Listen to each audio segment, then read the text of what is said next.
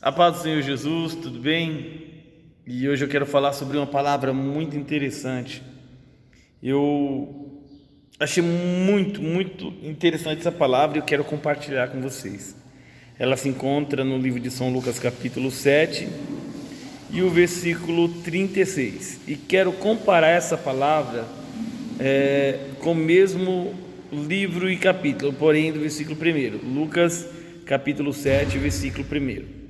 No capítulo 37 fala de um jantar na casa de um homem por nome de Simão, e esse Simão era o Simão fariseu. E Lucas, capítulo 7, versículo 1, fala sobre o centurião de Cafarnaum. É um contraste que tem entre esses dois personagens na Bíblia. O primeiro que foi citado, Lucas capítulo 7, versículo 36, fala sobre o fariseu que convidou Jesus a ir à sua casa a ter uma refeição. Ou seja, quando ele chegou na casa dele, uma mulher, no meio daquele jantar, entrou e começou a ungir os pés de Jesus, chorar, enxugar com os cabelos. Por fim, o fariseu Simão, ele dá uma olhadinha para Jesus e ele pensa: se esse verdadeiramente fosse profeta, saberia quem é que ele está ali tocando. Ou seja, Jesus estava na casa de Simão, estava na casa dele, e ele olha para Jesus, vê uma pecadora tocando em Jesus, e já imagina que ele não é profeta, porque julgava que Jesus não sabia quem é que estava tocando nele. Existem inúmeras revelações aqui nessa passagem. Primeiro que o pecador que toca em Jesus não torna Jesus impuro, mas automaticamente quando ele toca em Jesus ele se torna santo. Não tem como tocar em Jesus e permanecer da mesma maneira em que estava. Ou seja, se você tocar em Jesus vai ter mudança de vida e Deus vai transformar a tua vida. Outra coisa interessante é que aquela mulher pecadora não estava na casa de outra pessoa, estava na própria casa de Simão. Ou seja, é responsabilidade dele de quem entra dentro da casa, mas ele quer colocar a culpa em Jesus por aquela mulher estar dentro da casa dele. Interessante é que muitas das vezes permitimos situações dentro da nossa casa e colocamos a culpa em Jesus. Se fosse profeta, se fosse isso, se fosse aquilo, não seria desse jeito. Uma coisa muito interessante que acontecia naquela época era o seguinte: os fariseus sempre procuravam colocar os discípulos contra Jesus e Jesus contra os discípulos. Só que isso não aconteceu. Um exemplo é quando alguém chega para Pedro e fala: Pedro, o teu mestre não paga impostos. E Jesus, já sabendo de tudo, falou: Pedro, vai lá e pesca um peixe. E o primeiro peixe que você pegar, ou seja, Pedro ia pescar com certeza mais, mas o primeiro você abre, vai ter algo lá e paga o teu e o meu. Por fim, não quero entrar nessa palavra, mas o fariseu, ele ainda tinha esse hábito de transferir a culpa ou de julgar. E ele viu uma mulher pecadora e ele pensa que Jesus não sabia. Jesus falou: olha, propôs aquela palavra que é muito bonita, que quebra no meio qualquer tipo de calúnia ou o caluniador.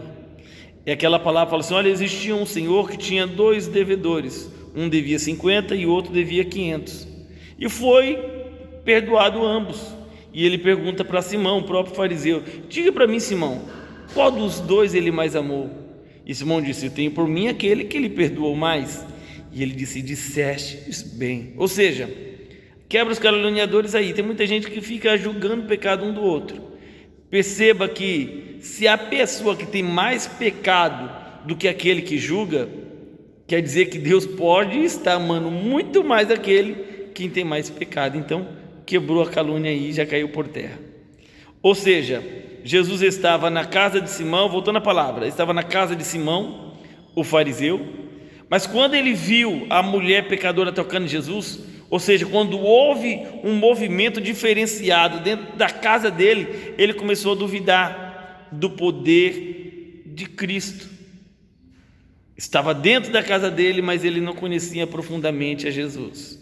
Já o centurião de Cafarnaum, ele não vivia de status que nem o fariseu. O centurião de Cafarnaum, ele não vivia de aparência, não. Ele cumpre até aquela palavra que diz que os frutos deles estava evidente para quem quiser ver. Porque os próprios anciões chegaram em Jesus e disseram: mestre, ele é digno que entre dentro da sua casa. Mas quando Jesus estava a caminho, ele enviou um amigo e disse: mestre, eu não sou digno de te receber dentro do meu lar. Porque ele não precisava tirar foto com Jesus e nem postar no Facebook, nem status dizendo Jesus é comigo. Ele não tinha isso. Ele conhecia intimamente Jesus e ele sabia que os problemas dele eram resolvidos a portas fechadas dentro do seu quarto. Mas ele precisava de uma palavra de autoridade para que o servo dele fosse curado. Oh glória! E ele disse: mestre, se tu disser apenas uma palavra, e o meu criado vai sarar. Antes mesmo dele falar isso, ele declarou para Jesus o seguinte: mestre, eu sou homem de autoridade e tenho pessoas ao meus cuidados. Eu digo vai e ele vai, fica e ele fica, e faz e ele tem que fazer. Ou seja, ele estava reconhecendo a grandeza de Deus. Sem Jesus chegar dentro da casa dele, ele já sabia. Sem Jesus dar a palavra de autoridade, ele já conhecia Jesus. Tem muitas pessoas que querem uma palavra de autoridade, que é a visita de Jesus dentro de casa, mas ainda não conhecem o poder que Jesus tem. Está entendendo? Eu vou pular para uma outra palavra agora. Quando Jesus acalma a tempestade, que ele estava dormindo dentro de um barco, e a tempestade agitando o barco, ele levanta e acalma a tempestade e os ventos. Os discípulos, um olha para o outro e fala: quem é esse que até o vento e o mar lhe obedecem? Muitas das vezes Jesus está dentro da nossa casa, dentro da nossa vida, e nós estamos que nem os discípulos ou Simão o fariseu, não conhecemos o poder de Cristo. Jesus está com as mãos estendidas para nos abençoar e nós não conhecemos o poder de Jesus. Que nesta tarde, que essa palavra chegue a teu coração. A palavra que você precisa está em Jesus, e Jesus já está tocando na tua vida, na tua casa, na tua família. Então perceba, acredite e entenda quem é Cristo na tua vida. Deus abençoe, fique com essa palavra, entenda que Jesus está contigo, que Jesus é na tua vida e que o milagre vai acontecer no nome de Jesus. Tenha fé, porque sem fé é impossível agradar a Deus. Conheçamos e prossigamos em conhecer a Jesus. Deus abençoe, tenha uma ótima tarde, tenha uma ótima noite, tenha um ótimo dia, que Deus abençoe a sua vida para sempre, em nome de Jesus. Seja abençoado.